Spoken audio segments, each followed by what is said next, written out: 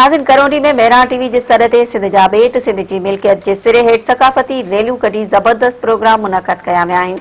वधीक तफ़सील लाइ ॾिसो था रफ़ीक सोमरो जी ही रिपोर्ट। मेहरान सत टीवी पारां सिंध जा बेट सिंध जी मिल्कियत आहिनि। उन सर हेठि पूरी सिंध जे करोंडी में एकता जो ॾियारो वॾे धामधूम सां मल्हायो पियो वञे, जॾहिं त मुख़्तलिफ़ जॻहियुनि खां रैलियूं कढियूं पियूं वञनि ऐं अचो त असां ॻाल्हि ॿोल कंदासीं त हू ॾियारो हुनखे कहिड़े तरीक़े सां मल्हाया आहिनि।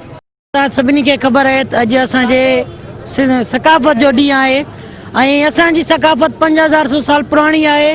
इंशाअल्लाह हिन में सभु असां गॾिजी करे ऐं ईद जीअं ई मल्हाईंदा आहियूं। जीअं त असांजो अॼोको ॾींहुं जेको आहे सभिनी सिंधी भाइरनि खे मुबारकूं हुजनि वधि में वधि। असांजे जेको सिंध आहे अॼोकल्ह जी न आहे, 4000 साल जेकी असांजी सिंध पुराणी आहे।